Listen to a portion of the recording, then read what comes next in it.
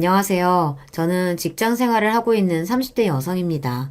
결혼한 지 이제 갓 1년 차를 넘겨 아직은 신혼생활을 보내고 있어요. 결혼한 지 얼마 안 됐을 때만 하더라도 늘 바쁜 직장 생활에 새롭게 맡는 아내와 며느리라는 역할까지 정신이 하나도 없었어요. 하지만 이제는 어느 정도 자리를 잡고 결혼을 통해 새롭게 만난 인연들과도 어느 정도 익숙해졌습니다. 남편과는 연애 시절부터 대화도 많이 하고 정서적으로나 사고방식이 공통점이 많아서 통하는 부분이 참 많았어요. 하지만 남편과 이렇듯 제가 잘 통한다고 해서 남편의 식구들인 시댁 식구들까지 잘 통하리라는 법은 없었죠.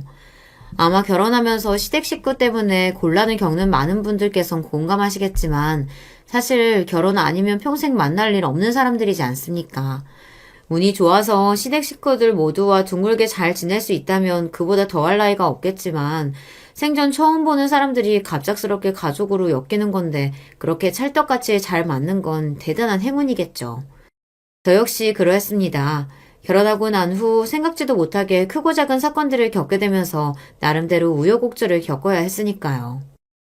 아니, 우리는 동서가 그런 줄은 꿈에도 몰랐지. 그래, 우리가 알았으면 그런 소리 왜 했겠어.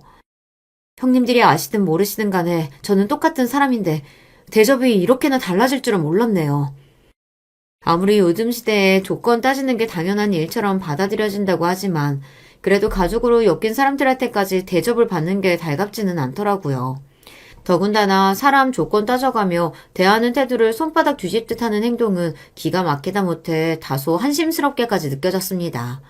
제가 동서들에게 어떤 취급을 당했기에 여러분들께 이런 하소연까지 하게 된 건지 궁금하신가요? 지금부터 저한테 있었던 일들, 사소한 것들까지 낱낱이 다 말씀드릴게요. 남편과는 산악재단 관련 일을 하다 처음으로 만나게 되었어요. 저도 그렇고 남편도 그렇고 공부를 제법 깊게 했다면 깊게 한 편이었고, 당시에는 지금의 직장이 아닌 교육 관련 일을 하고 있었기에 직업적인 접점도 있는 편이었습니다. 처음 만났을 때부터 이성적으로 접근했던 건 아니었으나 어쨌든 간에 인간적으로도 가치관이 이렇게 잘 통하는 사람을 만나기는 쉽지 않은 일이었기 때문에 쉽게 남편과 가까워질 수 있었죠. 국내에 들어오고 난 후 간만에 만나는 마음이 통하는 사람이었기 때문에 더더욱 남편에게 끌렸던 것 같습니다. 여기까지 말하면 짐작을 하셨겠지만 제가 외국 생활을 제법 오래 했습니다. 20대의 거의 대부분을 미국에서 보냈다고 보시면 될 거예요. 고등학교 마치고 학원 문제로 미국에 건너간 뒤 인턴 생활과 석사까지 쭉 그곳에서 마쳤습니다. 미국에서 한국 들어오는 비행기 값이 한두 푼도 아니고 제가 그렇다고 대단한 부잣집딸도 아니었기 때문에 그 기간 동안 쉽게 한국에 들어오기 어려웠습니다. 집에 유학을 한 가족이 있거나 혹은 본인이 유학생 경험이 있으시다면 아시겠지만 이거 참 돈이 여간 들어가는 일이 아니에요. 물론 저희 가족들이나 부모님들께서 제 생각해 주신다고 그저 저 잘 되라는 생각으로 제 학비로 들어가는 돈에 아까운 티 한 번 내지 않으셨으나 그렇다고 해서 그걸 받는 제 입장이 편할 수만은 없었어요. 집안에 형제가 저 하나뿐인 것도 아니었고 저를 제외하더라도 대학 다녀야 할 동생도 있었으니까요. 거기다 다른 유럽 등지의 대학이 비교적 학비가 저렴한 것에 비해 아직까지 영미권 대학은 학비가 굉장히 높은 편입니다. 거기다 학교 입학만 한다고 전부가 아니에요. 한국에서는 대입시험인 수능에서 좋은 점수를 얻어 대학에 입학하기까지가 참 힘들지 않습니까? 그래도 좋은 학교 한번 들어가고 나면 어지간히 학점 관리를 엉망으로 하거나 사고를 치지 않으면 졸업하는 게 입학만큼 어려운 편은 아니잖아요. 그런데 미국 대학은 입학보다 졸업이 훨씬 어려워요. 물론 입학도 쉬운 건 아닙니다만 좋은 학교 입학했다고 들떠서 학업에 소홀하고 놀러 다니기만 했다가는 번번이 졸업 허가를 받지 못해 대학 졸업장 따기가 결코 수월하지 않습니다. 실제로 제 주변에서도 결국 졸업장을 따지 못하고 수료에 그친 사례도 여러 번 본 적 있어요. 뭐 그런 친구들이야 그래도 본토에서 생활하는 친구들이고 집안도 빵빵한 편이니 먹고 사는데 별 문제는 없겠지만 가뜩이나 연고도 없는 곳에 홀로 건너온 유학생 입장에서는 안 될 말이었습니다. 어떻게든 이 학교 무사히 졸업해서 좋은 직장 잡아 취업해 안정적인 생활을 할 수 있도록 노력해야만 했습니다. 그거 하나 생각해서 이역만리 떠난 딸 자식 뒷바라지에 여념이 없는 가족들을 생각하면 더더욱 그랬죠. 그럼에도 불구하고 비싼 물가에 돈 들어갈 일은 천지였고 열심히 대학 생활하는 와중에도 방학마다 인턴십 프로그램 등에 참가하며 돈 모으는 일을 게을리하지 않았습니다. 그렇게라도 해야 간신히 학교 다니면서라도 부족하지 않을 정도의 생활을 할 수 있었어요. 학비야 어떻게든 부모님이 피땀 흘려 보내주신 돈으로 해결한다고 쳐도 차마 학비 이외에 들어가는 돈까지 다 바랄 수는 없었습니다. 저도 염치가 있지 국내 사립대에 서너 배는 되는 학비 받아 챙기면서 다른 것까지 요구할 수는 없었어요. 애초에 제가 욕심을 부리지 않았더라면 미국까지 와서 공부하는 일도 없었을 테고요.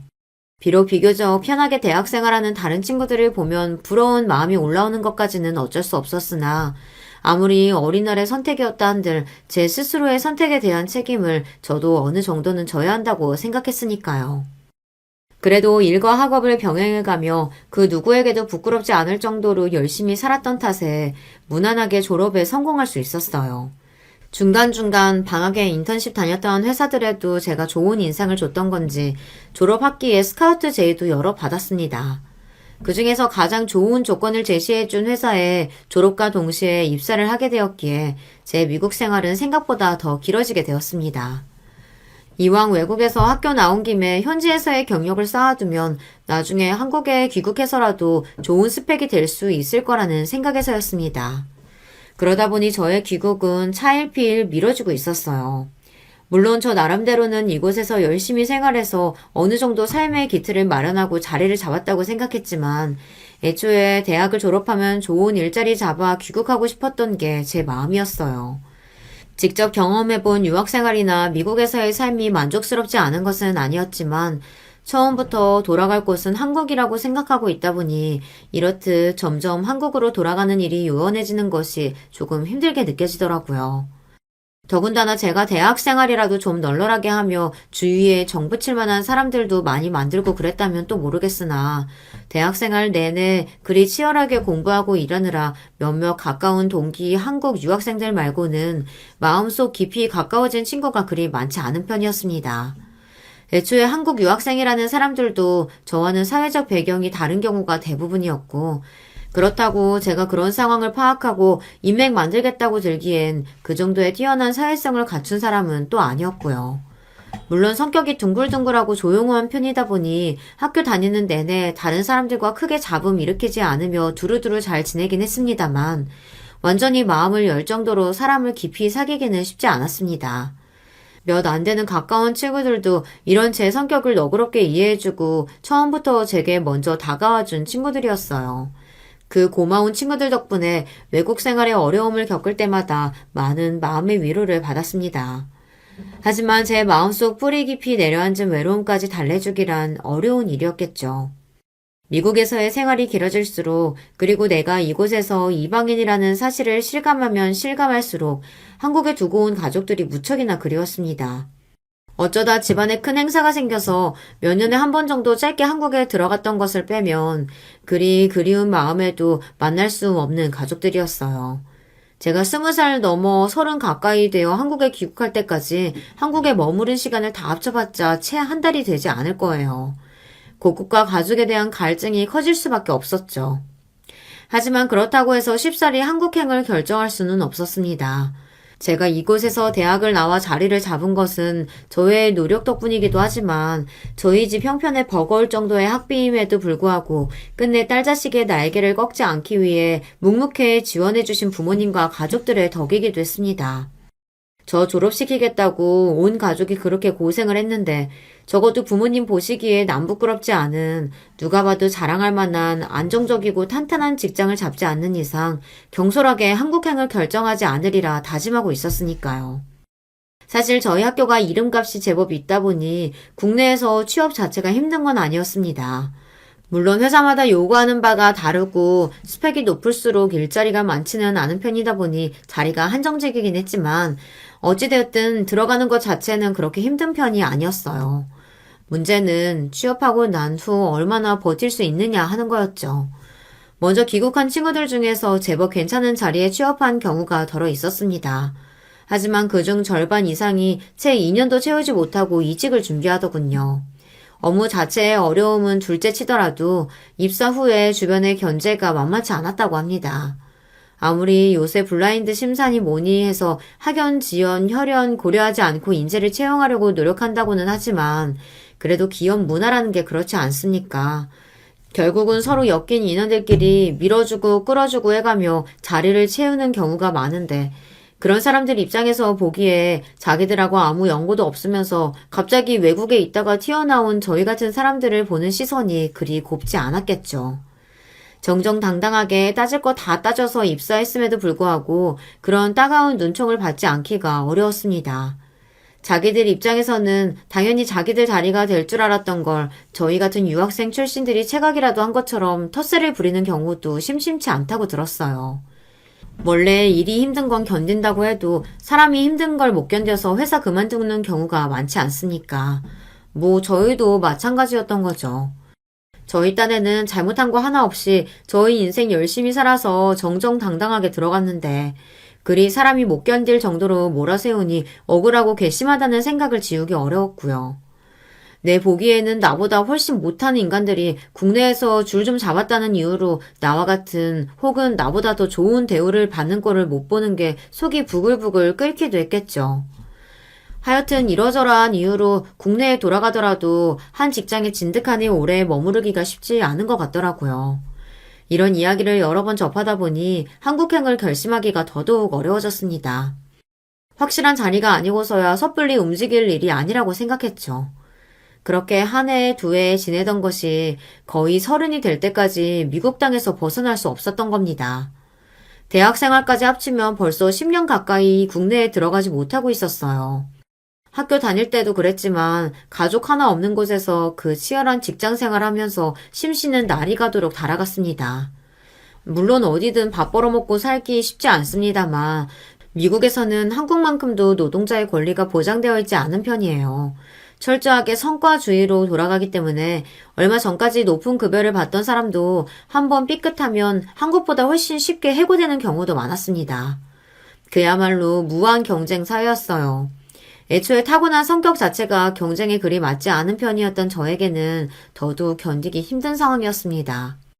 다들 그렇게 사니까 그런 줄 알고 산 거지. 안 그랬으면 얼마 버티지 못하고 나가 떨어졌을 거예요. 그렇게 삭막한 생활에 건조해져 가고 있을 즈음 오랜만에 한국 측에서 들어온 스카우트 제의는 제게 있어 반가운 일일 수밖에 없었습니다. 물론 그럼에도 불구하고 이 제안이 나를 한국에서 제대로 뿌리내리고 살 수 있게 해줄 수 있을지 철저하게 따져봐야 하긴 했지만 당장이라도 덥석 물고 한국에 돌아가고 싶은 마음이었어요. 그 정도로 한계까지 내몰려 있는 상황이었거든요. 경쟁사회에서 밀려나지 않으려고 밤낮 없이 노력한 탓에 어느 정도 돈은 모을 수 있었으나 돈을 모아봤자 쓸 시간조차 없었습니다. 처음 이곳으로 떠나올 때는 잘 배우고 좋은 스펙 쌓아 돌아가서 좋은 데 취직해 나 학교 보낸다고 고생하신 우리 엄마 아빠 호강시켜드리고 나도 조금은 삶의 여유를 누리며 살아가고 싶었다는 생각뿐이었는데 처음에 생각했던 제 목표와는 너무나도 동떨어진 생활을 하고 있었습니다. 다행히도 제게 스카우트 제의를 해주신 제 한국에서의 첫 직장의 복리후생이 제법 괜찮았습니다. 이만하면 최상급은 아니라고 하더라도 귀국한 지 얼마 되지도 않아 지쳐 나가 떨어지지는 않겠다는 결론에 주저없이 한국으로 돌아가는 짐을 쌌습니다. 그래도 근 10여 년을 생활한 미국이었는데 한국으로 돌아간다고 생각하니 크게 아쉬움도 남지 않더라고요. 미국은 저를 이만큼 성장시켜준 고마운 곳이기도 하지만 결국 제가 평생을 머무를 수 있는 곳이라고 생각하지는 않았던 것 같습니다. 그렇게 미국을 떠나 그토록 그리워했던 제 가족의 품으로 다시 돌아올 수 있게 되었어요. 처음 얼마간은 오랜만에 시작하는 한국 생활에 옮겨온 곳에서의 새로운 직장 생활까지 정신이 하나도 없더라고요. 어디나 일하는 곳 쉽지 않다는 건 알고 있었으나 그래도 한국의 직장 생활과 기업 문화는 또 미국하고는 다르더라고요. 미국에서도 그런 생활에 적응하기가 쉽지 않았는데 한국에서는 또 한국대로 적응이 결코 쉽지는 않았습니다. 게다가 미리 들어온 친구들이 경고했듯 이미 학연, 지연 등을 바탕으로 자기들끼리 세력이 나뉘어져 있는 사람들 사이에서 인적 기반 없이 회사에 적응하는 일이 결코 녹록치만은 않았습니다. 한국 사회의 지인 끌어주기가 이렇게 엄청나다는 걸 실감한 순간이기도 했어요. 그래도 사람들이 다들 머리가 돌아가서 대놓고 저 같은 해외 대학 출신들을 배척하지는 못했으나 기회가 될 때마다 본인 출신 학교의 후배들에게 더 기회를 몰아준다는 걸 눈치채기 어렵지 않았습니다. 뭐 사람 심리라는 게 이왕이면 자기 가까운 사람 잘 되기를 바라는 건 맞으니 어쩔 수 없는 부분이라고 생각하면서도 아예 억울한 마음을 내리 누를 수만은 없었죠. 저들 역시 이 안에서 살아남겠다고 노력했겠지만 저 역시 남들 보기 부끄럽지 않을 정도로 노력하면서 쌓아온 세월이었으니까요. 그러던 와중에 남편을 만나게 되어 마음의 위로를 많이 받았어요. 남편 역시 이러다 만난 사람이다 보니 이런 관행을 잘 알고 있었습니다. 국내 유수의 대학을 졸업한 남편은 이런 한국 사회 학연 지원의 혜택의 중심에 있는 사람이었으나 그럼에도 불구하고 본인과 다른 환경에 처한 제 입장을 잘 고려하고 배려해 줄 줄 아는 사람이었습니다. 남편은 서울대학교 출신이에요. 아무래도 국내에서 최고로 손꼽히는 대학 출신이다 보니 어디든 한자리 한다는 사람들 중에는 꼭 이 학교 출신들이 있었습니다. 저와는 달리 사교성이 좋고 싹싹한 남편이었으니 이런 이점은 더욱 빛을 발했을 거예요.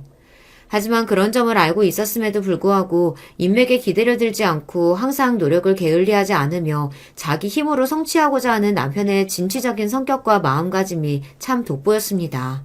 그런 남편 곁에서 새로이 시작하는 한국 사회생활에 대한 불안감을 잠재울 수 있었어요. 아마 남편이 없었더라면 한국에 들어와서 적응하는데 훨씬 오랜 시간이 들었을 겁니다. 어쩌면 타국인 미국에서 받았던 것보다 더한 상처를 받을 수도 있었겠죠. 그걸 생각하면 지금도 남편한테는 참 고마운 마음입니다. 오랜 외국 생활로 지친 딸자식에게 저리 위안을 가져다주고 짝싹한 성격으로 당신들에게까지 정겹게 거는 남편을 저희 부모님과 친정 식구들 역시 많이 좋아했어요. 저희 식구들과도 가족처럼 어울리는 남편과 결혼을 결심한 건 어찌 보면 당연한 일이었던 것 같아요. 시부모님 역시 남편처럼 정이 많고 따스한 분이셨어요. 남편은 아들만 셋인 집 막내예요. 시부모님께서는 아들 셋을 다 서울대에 보내신 분들이셨습니다. 그 들어가기 어렵다는 서울대를 아들 셋을 모두 들여보냈으니 주변 사람들의 부러움을 한몸에 받는 분들이셨죠. 일평생을 도대체 자식들 교육을 어떻게 시켰길래 아들 셋을 다 서울대에 보낼 수 있었냐며 비결 좀 알려달라고 성화를 부리는 사람들 때문에 시달리기도 어지간히 시달리신 게 아니셨습니다. 제가 처음 한국에 들어왔을 때 제 출신 학교 때문에 주변에서 말들이 많았거든요. 저에 대해 제대로 알지도 못하고 대화 한번 해본 적도 없으면서 제가 별 노력도 없이 학벌로 쉽게 자리를 따낸 것처럼 뒤에서 안 좋은 소리를 하고 다니는 사람들도 제법 있었습니다. 뭐 그런 게 사내 정치라고 하면 아예 이해 못할 것도 아닙니다만 제 입장에서는 억울한 소리 아니겠습니까? 저 나름대로는 10여 년이 다 돼가도록 타지에서 외롭게 생활하면서 힘겹게 제 커리어를 쌓아 올렸는데 고작 학벌로 쉽게 사는 사람을 취급당했으니 말이에요. 참 희한한 게 제 출신 학교를 들으면 사람들이 저희 집 사정도 모르면서 당연히 저희 집이 부유할 거라고들 생각하시더라고요. 물론 비율로 따지면 주변에 같은 대학 출신 중에 그런 환경에서 자란 사람들이 많기는 했습니다만 그렇다고 저도 그런 집 출신인 건 아니니까요.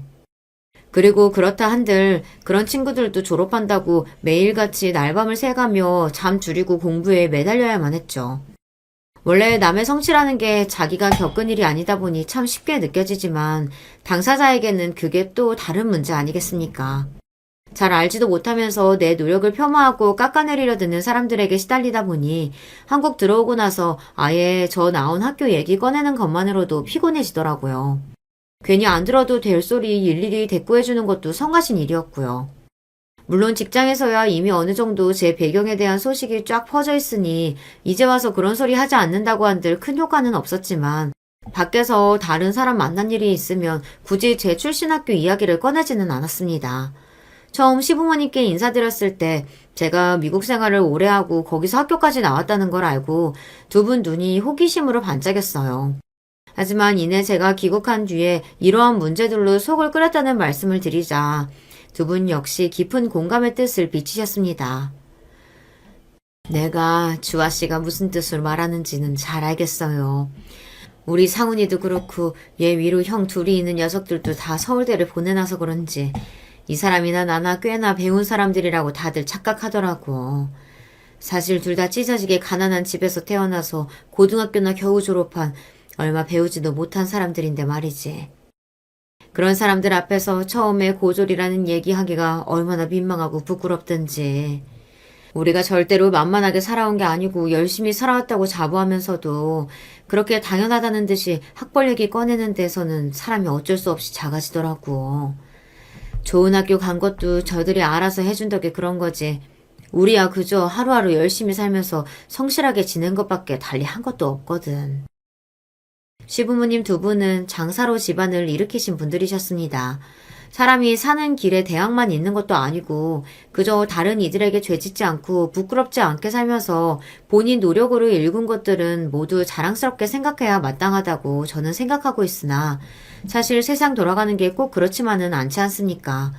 사람이 지식이 많다고 해서 꼭 지혜로운 법도 아니고 학벌이 좋다고 해서 인격적으로 훌륭하다고 보장받는 것도 아닌데 아무래도 그런 사람들을 사회적으로 더 취급해주는 게 맞긴 하니까요. 조금 결이 다르기는 하지만 학벌 얘기 꺼내는 걸 불편해한다는 점에서는 시부모님과 제 가치관이 일치하는 편이었습니다. 어딜 가든 낱말하기 좋아하는 사람들이야 늘 있는 법이지. 이런 얘기가 불편하게 여겨질 수도 있어. 특히나 주화양은 귀국하고 나서 학벌 문제로 시달리는 일이 많았으니 우리랑 경우는 다르다고 해도 그 마음이 이해가지 않는 건 아니네요. 참, 이럴 때는 많이 배운 사람들도 좋은 면만 있는 건 아니구먼. 그래서 굳이 꼭 필요한 경우가 아니면 제 학벌에 대한 이야기를 가급적이면 일부러 꺼내지 말아주십사 하는 제 부탁을 흔쾌히 들어주신 시부모님이셨습니다. 사실 유학파 며느리 보면 시부모님 입장에서는 주위 지인들에게 자랑하고 싶으실 법도 한데 이런 부분까지 저를 배려해 주시는 모습 역시 남편이 저런 부모님을 닮아서 성정이 저런 거구나 하고 생각하게 되더라고요. 어떻게 되었든 간에 저한테는 감사한 일이었죠. 그게 칭찬에서 비롯되었건 시기에서 비롯되었건 제 학벌에 대한 얘기가 나올 때마다 어색한 미소로 처음 보는 사람들을 응대하는 일은 피로도가 높은 일이었으니까 말입니다. 그래서 따로 시부모님만 먼저 뵙고 난 후 나머지 시댁 식구들 만났을 때 굳이 제 학교 이야기가 더 나오지는 않았습니다. 온 가족이 함께 모이는 자리 이전에 막내 동생 새색시대 아가씨가 궁금하다는 성화에 우선 남편의 두 형님들, 즉 제 아주버님들과 먼저 대면하게 되었습니다. 처음 만나는 사이끼리 하는 일이나 서로의 집안 이야기 등을 나누다 자연스럽게 학교 이야기도 나오게 되었습니다. 아무래도 삼형제 모두 서울대를 나왔다 보니 이야기하는 도중에 본인들 모교 이야기가 자연스럽게 나오더라고요. 일부러 국내 최고 대학에 나왔다고 티를 내거나 하는 것이 아니라 그 형제들 사이에서는 당연한 일이다 보니 나온 이야기라는 걸 눈치챌 수 있었어요. 저야 뭐 국내 대학 사정은 잘 모르니까 잠자코 있었죠. 학교 얘기에 제가 조용해진 걸 눈치챈 큰 아주버님께서 아차 싶었는지 제게 사과의 말씀을 전하셨습니다. 아이고, 세 사람 불러놓고 나서 너무 우리끼리만 얘기했네. 미안해요. 이렇게 남자들이 배려심이 없어. 내가 내 얘기 아니라고 너무 입 다물고 있었던 게 오히려 아주버님들을 불편하게 했나 싶어 저는 그저 괜찮다고 손사래를 치며 이렇게 이야기했습니다. 아니에요. 그냥 제가 국내 대학 사정은 잘 몰라서요. 하시는 말씀 재밌게 잘 듣고 있어요. 제 말을 어떻게 받아들이셨는진 몰라도 그게 제게 그리 편치 않은 주제라고 생각하셨는지 금세 화제를 바꾼 아주버님들이었습니다. 두 분 모두 말재주가 뛰어나신 편이라 시간 가는 줄 모르고 즐거운 자리였어요. 남편 형제 되는 분들 처음 만난 자리라고 다소 긴장을 하고 있었는데 일이 편안하게 만들어주시는 걸 보면 앞으로 결혼해서도 잘 지낼 수 있을 것 같아 한시름 놓였습니다. 두 분은 벌써 결혼해서 가정을 꾸리고 계셨어요. 큰형님이야 남편과는 나이 터울이 조금 있는 편이라 결혼해서 초등학생 아들을 두고 계셨고 작은형님은 나이에 비해서 조금 일찍 결혼하신 편이라서 큰형님네와 동갑인 딸아이를 키우고 계셨습니다. 다음에 우리 처랑 아이들도 다 같이 한번 봅시다. 우리 가족 된 거 정말 환영해요. 네, 감사해요. 아직 형님 되실 손윗동서 두 분은 만나뵙지 못했지만 남편 되시는 분들이 절이 싹싹하고 밝으신데 형님 되실 분들과도 잘 지낼 수 있지 않을까 하고 기대가 되었습니다. 그래서 처음 만났을 때 생각보다 대면대면한 손윗동서들 태도가 조금 당황스럽게 느껴졌어요. 물론 그 자리에 저 혼자만 낯선 사람인 입장이다 보니 제가 그걸 더 예민하게 알아차렸을지는 모르겠지만 식사 내내 저와 다른 식구들이 하는 이야기를 그저 듣기만 하고 묵묵히 밥만 먹는 모습에 저도 모르게 좀 뻘쭘해지더라고요. 더군다나 그날의 주인공 격인 제 쪽으로는 눈길도 한번 제대로 안 줬으니 제 입장에서는 그 두 사람이 저를 그다지 반가워하지 않는다는 걸 알아차리는 게 어렵지 않았습니다. 형님들이 제게 왜 그런 태도를 보였는지 그 이유를 알게 된 것은 결혼 이후였어요. 결혼 전까지는 사실 형님들과 크게 마주칠 일이 없었고 남편이나 저나 둘 다 직장 생활하면서 결혼 준비까지 하느라 워낙 바빴기 때문에 시간 빼기가 더더욱 어려웠습니다. 게다가 결혼과 관련된 준비하는 일들은 양가 부모님 도움을 많이 받았기 때문에 시간이 난다고 하더라도 양가 부모님들 뵙는데 더 많은 시간을 할애하게 되었어요. 결혼하고 나서도 얼마간은 신혼생활에 적응하느라 형님들까지 신경 쓸 정신이 없었죠. 어느 정도 생활에 적응이 되고 난 후에야 대충의 상황 돌아가는 꼴을 파악할 수 있게 되었습니다.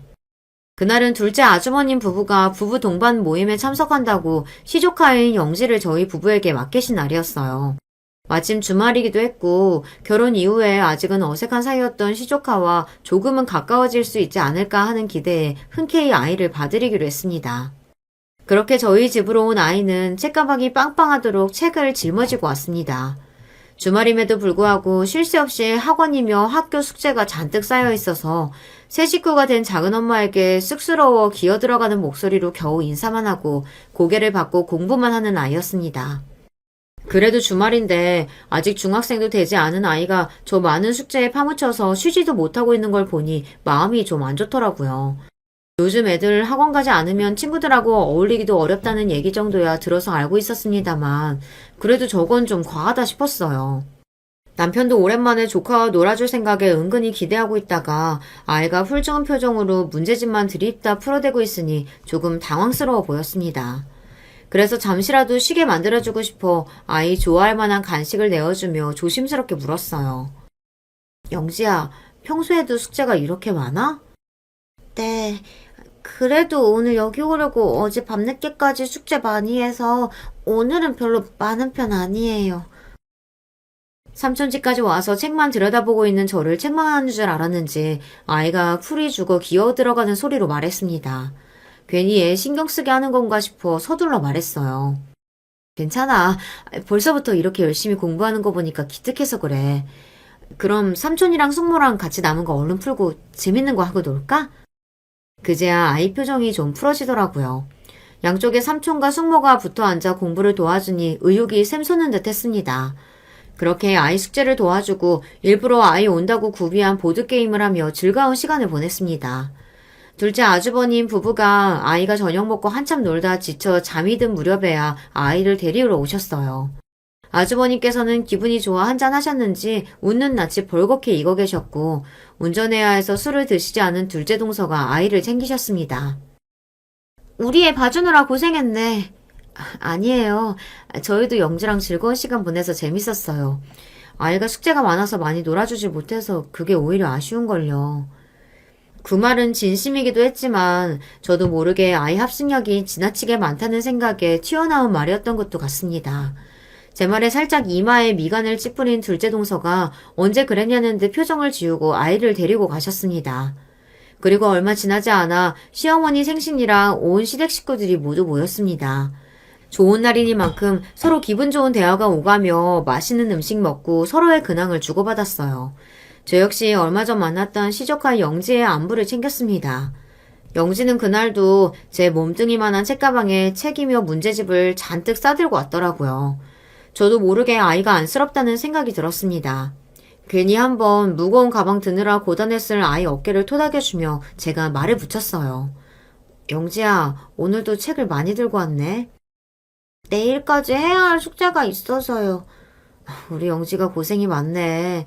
이렇게 열심히 노력해서 영지가 공부를 잘하나 보다. 제 칭찬에 쑥스러웠는지 아이 얼굴이 발그레해졌습니다. 그래도 아직 어린아이인데 놀 때는 좀 놀았으면 싶었어요. 저도 공부를 꽤나 했던 학생이었지만 공부에 대한 능률을 길게 끌고 가려면 풀어줄 땐 또 잘 풀어주는 게 훨씬 효과가 있었거든요. 하지만 제가 그 아이 부모도 아니고 부모님이 엄연히 계시는데 아이 교육 문제에 이러쿵저러쿵 말을 못하는 건 실례되는 일이라는 걸 알았기에 더는 말하지 않고 아이 머리만 쓰다듬어 주었습니다. 후식 내온다고 잠시 주방으로 들어가는 길에 둘째 동서도 제 뒤를 따라오셨어요. 그러더니 저를 보고 대뜸 이러시더라고요. 동서, 우리 예뻐해주는 건 고마운데 그래도 아이 앞에서 그런 식으로 말은 좀 안 했으면 좋겠어. 네? 아까 내가 아이한테 무슨 말실수라도 했나 싶어 제가 했던 말을 곱씹어 보았습니다. 그런데 딱히 뭐가 잘못됐는지 잘 모르겠더라고요. 혹시 내가 아이에게 실수될 만한 말을 했나 싶어 다시 되물었습니다. 형님, 혹시 제가 실수한 게 있을까요? 알려주시면 다음부터는 조심할 테니까 말씀 좀 해주세요. 아니, 학생이 공부하는 게 당연한 일이지. 그걸 가지고 고생스럽다고 하는 건 좀 아니지 않아? 우리의 학습량이 그렇게 많은 편도 아니야. 요새 애들은 다 저만큼은 한다고. 그런데 괜히 동서가 이상한 바람 불어넣어서 애 허튼 생각이라도 할까 봐서 그래.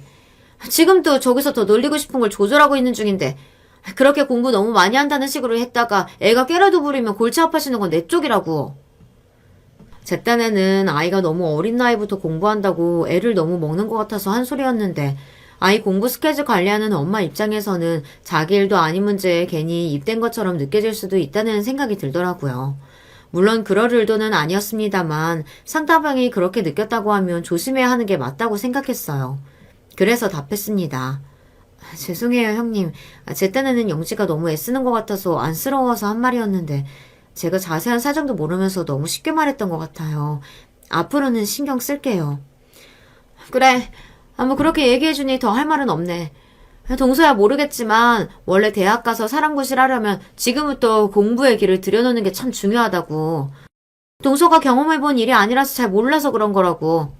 이번에는 그냥 넘어갈게. 앞으로는 신경 좀 써줘. 그러고는 밖으로 쏙 나가버리는 둘째 동서였습니다.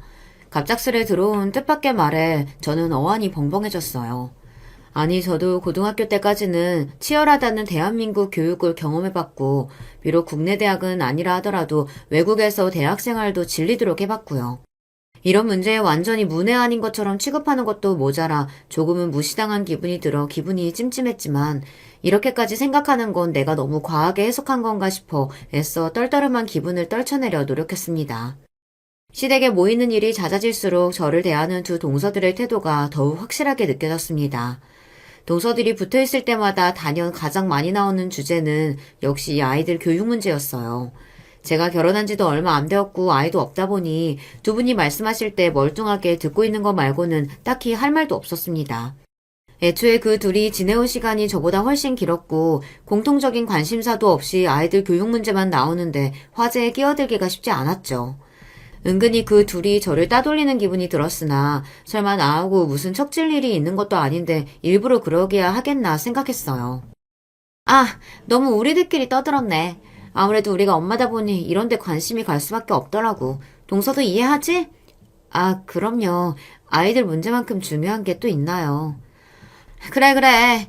자기 듣기에는 뭔 소린가 싶겠지만 그래도 동서도 들어둬서 나쁠 건 없을 거야. 지금껏 동서야 대학을 다녀본 것도 아니고 무슨 소린가 싶겠지만 우리 도련님하고 결혼한 이상 애가 생기면 당연히 대학을 보내야 할 거 아냐. 그때 되면 우리한테 이렇게 기동령으로나마 들어둔 걸 감사하게 될걸? 저를 대학 문턱도 밟아오지 못한 사람 취급하는 말에 어리둥절해졌습니다.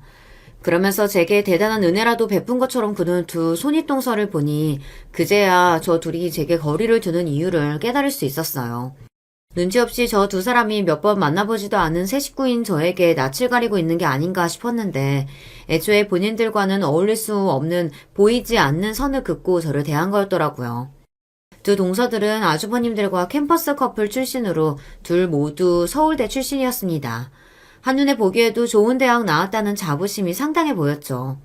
도대체 저 두 사람이 어쩌다 저를 대학은 구경도 해보지 못한 고졸 출신이라고 오해하고 있는지는 둘째 치더라도 대학 안 나왔다고 생각한 것만으로 사람을 이렇게 은근히 무시하고 깔보다니 실망스러움을 감추기 어려웠습니다.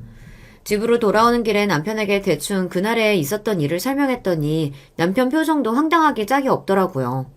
그런 남편에게 제가 말했습니다. 아무래도 아주버님들 처음 뵀을 때 내가 국내 대학 사정 잘 모른다고 한 걸 대학 안 나와서 그렇다고 착각하신 것 같아. 아니, 그걸 착각하고 말고를 떠나서 그렇다고 당신이 고졸인 줄 알았다고? 내가 고졸이라고 생각했다는 거는 나 아무렇지도 않아. 대학 나온 사람만 사람인 것도 아니고. 당장 어머님, 아버님도 대학 안 나오셔도 저렇게 자식 셋 훌륭하게 키워내시고 번듯하게 지내시는데 그게 뭐가 그렇게 중요하겠어. 내가 황당한 건 내가 대학 안 나온 줄 알고 고졸 출신인 줄 아니까 꼭 사람을 자기들 밑으로 보고 행동하는 게 어이가 없어서 하는 소리야. 아휴, 형수님들 애들한테 벌써부터 너 제대로 안 하면 좋은 대학 못 간다고 닥달하시는 거 보고 조금 과하신 거 아닌가 싶었더니 당신한테까지 그런 식으로 구셨단 말이야. 남편 역시 제 형수님들에 대한 실망감이 뚜렷해 보였습니다. 제가 동서들에게 그런 취급을 받은 걸 저보다 더 기분 나빠하는 남편이었어요. 다음에 형수님들 뵈면 내가 똑바로 해명할게. 나 참 어이가 없어서. 당신 어느 대학 나왔는지 알면 두 분 표정이 아주 볼만할 거야. 됐어. 그거 보고 나 대하는 태도 변하면 그건 그거대로 또 기분 나빠. 어차피 나 학교 나온 걸로 이래저래 말 나오는 거 별로 달갑지도 않고 그 두 분이 오해하신다고 해서 내가 진짜 고졸이 되는 것도 아닌데 뭐.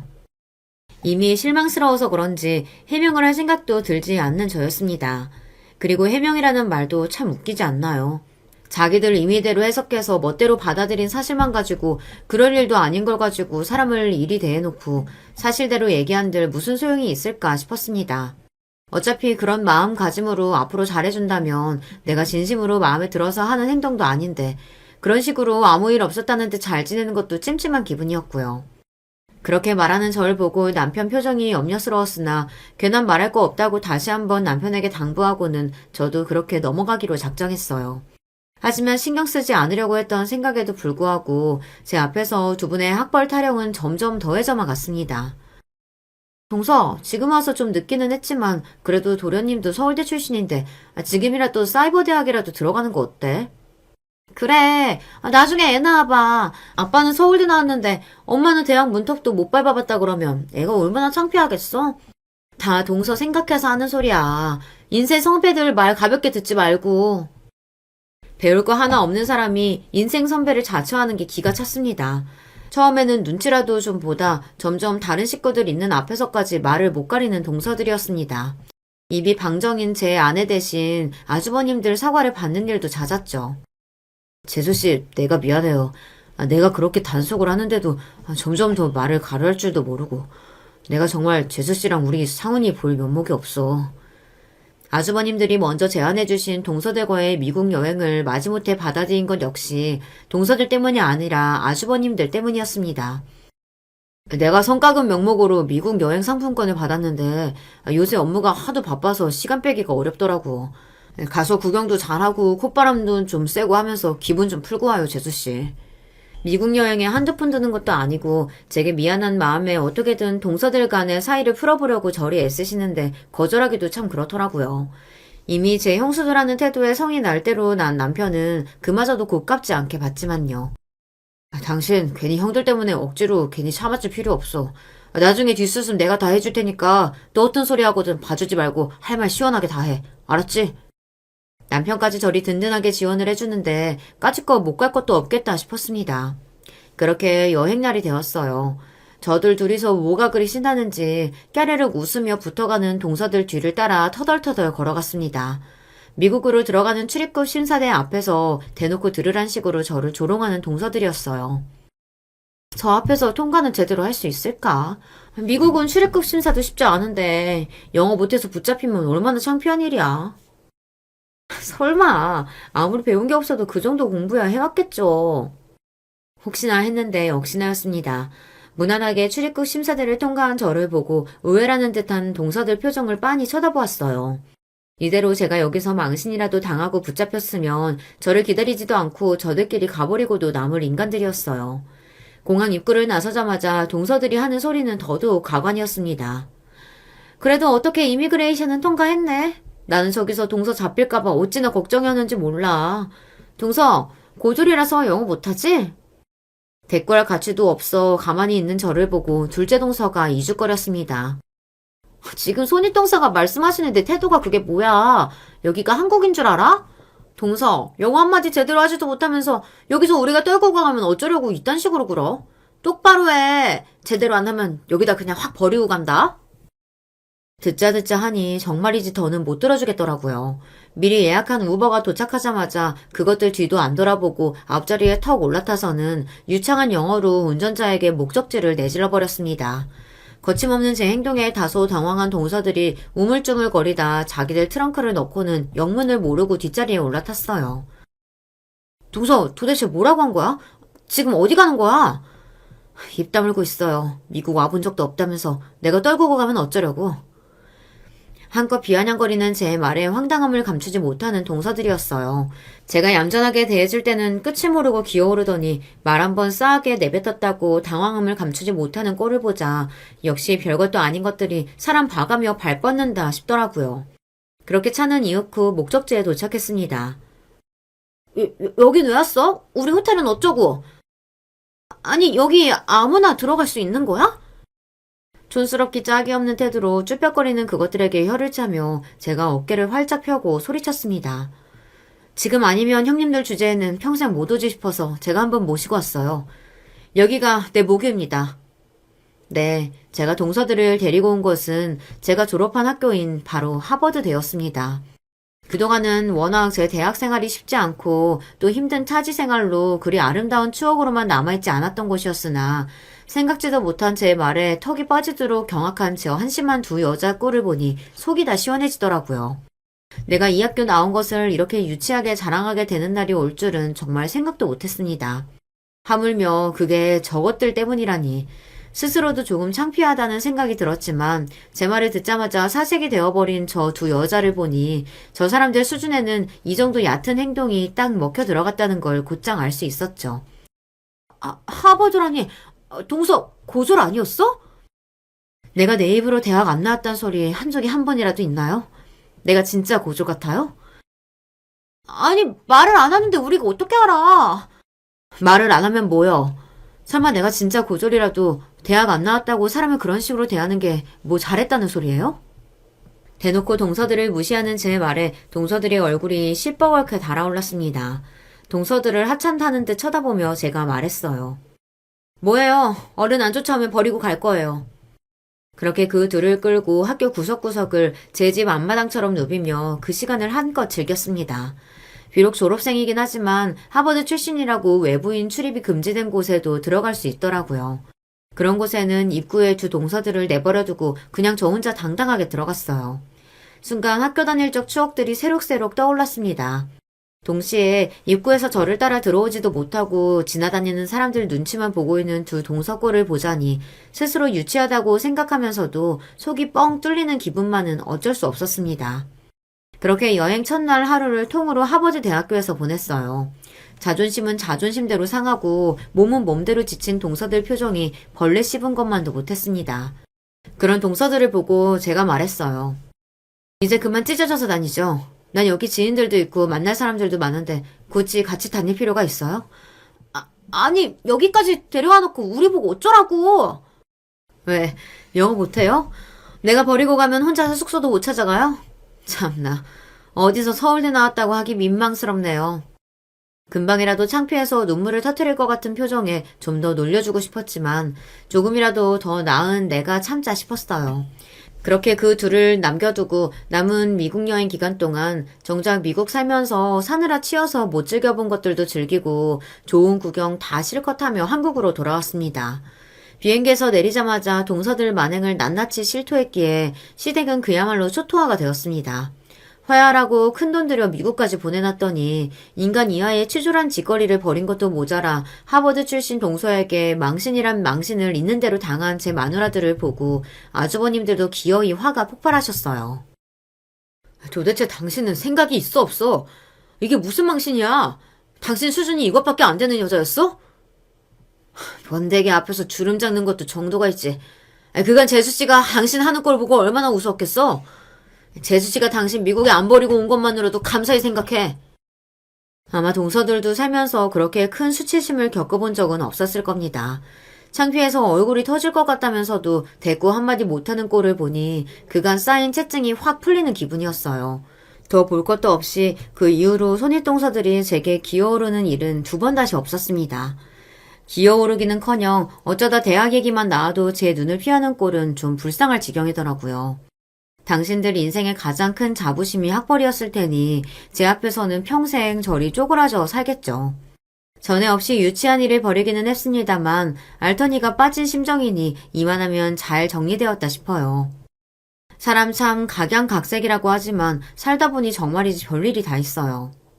이렇게 두 손이 동서들과의 갈등은 잘 마무리되었습니다. 이야기 들어주신 여러분 정말 감사드려요.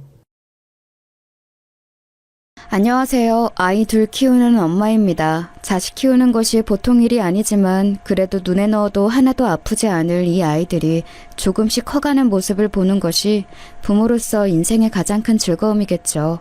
그런데 이런 예쁜 아이들이 자라면서 험한 일을 겪는다면 부모의 마음이 당연히 찢어지겠죠?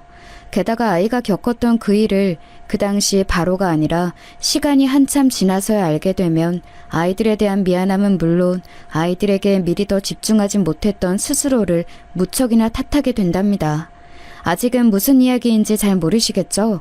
지금부터 차근히 그 이야기를 풀어나가 보겠습니다. 저는 일만 하고 사느라 비교적 늦은 33살의 나이에 결혼했습니다. 요즘 치고는 그렇게 늦은 나이도 아니지만 그때까지만 해도 노처녀가 드디어 시집 간다면서 친정에서는 다들 환호성을 질렀습니다. 시어머니는 나이 많은 저를 그다지 달가워하지 않았고 어렵게 승낙받은 결혼식이 끝나기가 무섭게 나이가 많으니 얼른 아이를 가지라는 시어머니의 성화에 시달려야 했습니다. 하지만 저희 부부가 아이를 가지기 위해서 정말 많은 노력을 했지만 아이가 잘 들어서지 않았어요. 시어머니는 전통적인 사고방식을 가진 분이라 그런지 아이가 들어서지 않는 것이 은근슬쩍 여자인 저에게 문제가 있는 것처럼 한 번씩 제 속을 긁어 놓으셨습니다. 우리 때는 아들 못 낳으면 쫓겨나는 일이 다반사였는데 세상이 참 좋아졌지 뭐냐? 요새는 아이 작정하고 애 안 낳고 사는 사람들도 많다고 하니 말세야 말세. 시어머니의 이런 말은 겉으로는 애를 안 낳고 사는 딩크족을 욕하는 말 같지만 사실은 아직 애를 낳지 못한 저를 겨냥해서 한 말이었습니다. 그러고 있자면 저희보다 늦게 결혼했음에도 이미 아이를 낳은 손아래 동서가 시어머니가 말리는 척하면서 끼어들곤 했습니다. 어휴, 어머님, 요새는 어디 가서 그런 말씀하시면 큰일 나요. 애 안 낳고 사는 것도 권리라면서 얼마나 당당한데요. 그쵸, 형님? 저는 오히려 형님네가 부러워요. 아휴, 준영이는 이제 태어난 지 5개월이라 그런지 어찌나 손이 많이 가는지 아세요? 저희도 그냥 딩크족으로 살 걸 그랬어요. 저는 사실 시어머니보다 동서의 말이 더 얄미웠습니다. 저희가 안 나오려고 안 나온 것도 아니고 무던히도 노력하는데 안 되는 거 뻔히 알면서도 은근슬쩍 자기는 애 있다는 걸 과시하면서 약 올리는 그 말이 아주 거슬렸거든요. 시댁의 이런 분위기는 계속해서 저에게 스트레스를 주었고 난임에도 스트레스가 더욱 안 좋은 영향을 미치기에 그로 인해 아이는 더 안 들어서고 그렇게 계속 임신이 되지 않으니 다시 스트레스가 쌓이고 정말이지 끊이지 않는 악순환의 연속이었습니다. 게다가 남편은 저보다도 5살이 연하였기 때문에 젊고 팔팔한 남편보다는 당연히 늦게 결혼한 저에게 문제가 있는 것처럼 형성되는 분위기가 정말 싫었습니다. 형님은 그래도 한창 팔팔한 연하 남편이랑 오붓하게 둘이서만 결혼생활 즐기시니까 얼마나 좋아요. 노산이라고 너무 스트레스 받지 마시고 지금을 즐기세요. 어차피 그 나이에 아기 낳다가 잘못될 수도 있는데 차라리 잘된 거 아니겠어요? 청취자 여러분도 느껴지시나요? 잘 들어보면 저를 위로하는 말이 아니라 저를 매기는 말이라는 것을요. 네, 사실 오늘 사연에서 가장 중요한 등장인물은 동서라고 해도 과언이 아닙니다. 자식 얘기를 할 것처럼 이야기를 시작하더니 뜬금없이 웬 동서가 가장 중요한 등장인물이냐고요? 이제부터 그 이야기가 어떻게 연결되는지 잘 한번 들어보세요. 동서라는 인간에 대해서 이야기하려면 먼저 서방님 이야기를 해야 해요. 그 전에 동서가 낳고서는 기고만장한 그 금쪽 같은 아예요? 일단은 서방님이랑 속도 위반으로 생긴 아이라 뭐가 그렇게 당당한지 웃기지도 않고요. 그래요. 요새 뭐 속도 위반은 흉도 아니라지만 동서의 평소의 행실을 알면 여러분 모두 그럴 만한 인간이구나 하고 고개를 끄덕이게 되실 겁니다. 일단 말썽꾸러기 도련님 이야기 먼저 하겠습니다. 왜 말썽꾸러기인지는 듣다 보면 알게 되실 거예요. 전문 댄서였던 도련님은 그동안 저희 부부 집에 얹혀 살면서 허구한 날 새벽 늦게 들어오기 일쑤고 저희가 제발 집이 좁고 새벽에 시끄러우니 누구 좀 데려오지 말라고 해도 쉬지 않고 여자를 데려왔습니다. 당연히 데려올 때마다 여자는 바뀌어 있었고요. 들어오자마자 자기 방문을 닫고 들어가서는 데려온 여자랑 무얼 하는지 알 수는 없지만 저는 항상 도련님이 알 수 없는 여자를 데려온 그 다음 날이 제일 싫었습니다. 데려오는 여자들이 하나같이 양아치 같고 염치 없는 것들 뿐이었거든요. 한 번은 이런 일도 있었습니다. 다음날 아침에 제가 빨래를 하려고 빨래통을 뒤적이고 있었는데 갑자기 빨래통에 여자 속옷을 누가 툭 던지면서 언니 이것도 좀 빨아줘요 하는 거예요. 제가 깜짝 놀라서 고개를 들어서 보니 온몸에 문신을 치렁치렁 뒤감은 기집애 하나가 발가벗고서는 자기 속옷을 제게 던진 거였어요. 그러더니 룰루랄라 콧노래를 부르면서 화장실로 가서는 1시간이 넘게 샤워를 하지 않겠어요? 그러고 있자니 도련님이 뒤늦게 끙 기지개를 켜고 일어나서는 형수님 밥 좀 줘요 하면서 하품을 쩍 하고 배를 북북 긁으면서 식탁에 기어나와 앉는 것이었습니다. 도련님의 뻔뻔한 태도야 맨날 보던 것이지만 데려오는 여자들도 어쩜 그렇게 개념이 없는지 한숨밖에 안 나왔습니다. 또 하나 이야기해볼까요? 여느 때처럼 새벽녘에 귀가한 도련님과 도련님이 데려온 또 다른 여자가 휩쓸고 간 자리를 오전에 청소하던 중이었습니다. 도련님의 방 안에는 소주병과 맥주캔, 널브러진 과자 봉지들로 난장판이었습니다. 한숨 푹푹 쉬면서 그것들을 치우고 나서 다음으로 화장실을 청소하러 들어갔습니다. 변기 뚜껑이 닫혀있길래 뚜껑을 열었더니 변기 물이 거의 끝까지 차올라서 흘러넘칠 듯 찰랑거리고 있는 게 아니겠어요? 변기가 막혔구나 하고 뚫어뻥으로 열심히 눌러보았지만 좀처럼 뚫리지를 않았습니다. 그 와중에 꽉 찬 변기물이 움직이면서 바닥에 떨어져서 튀는데 정말 불쾌하기 짝이 없었습니다. 도저히 안 되겠다 싶어서 고무장갑을 끼고 변기 구멍에 손을 넣어봤더니 무언가 큰 덩어리가 하나 잡히더군요. 낑낑거리면서 그것을 겨우 빼고 보니 세상에 피 묻은 생리대지 뭐예요? 제가 생리대를 거기다 버릴 일은 없으니 누구겠어요? 다름 아닌 어젯밤 도련님이 데려온 기집애가 한 짓이겠지요. 데려오는 여자들만 달랐을 뿐 그 여자들의 무례함과 도련님의 뻔뻔함은 항상 이런 식으로 비슷하게 반복되었고 주중에는 지방에서 일을 하느라 자리를 비우는 남편 때문에 도련님의 이런 행동은 통제가 되질 않았습니다. 제가 무슨 식모도 아니고 청소부도 아니고 도를 넘는 도련님과 도련님이 데려오는 기집애들의 태도에 저는 너무 열이 받아서 남편한테 네 동생 좀 어떻게 하라고 불만을 터뜨렸습니다. 나 더 이상 네 동생이란 인간이랑 같이 못 사니까 당장 내쫓아. 아니 여보 또 왜 그래? 준영이가 또 말썽 부렸구나. 그치? 다 알면서 뭘 물어? 도련님도 도련님인데 그 맨날 데리고 오는 기집애들이 개념을 어찌나 밥 말아먹었는지 당신도 보면 나랑 똑같은 생각했을 거야. 아이고 여보가 좀 이해해줘. 아버지 여의고 아들처럼 키운 동생이야. 내가 안 돌보면 누가 돌보겠어. 그 자식 장가 갈 때까지만이라도 우리가 조금만 참자. 응? 우리? 당신은 평일에 지방에 가 있으니까 결국 당신 동생 더러운 뒤치다거리는 내가 다 하잖아. 그래놓고 우리? 왜 나만 이 짐을 다 짊어져야 하는 건데? 미안해 여보. 내가 미안해. 조만간 내가 서울에 새로 일자리 구하니까 그렇게 되면 그 자식도 마음대로 못 굴 거야.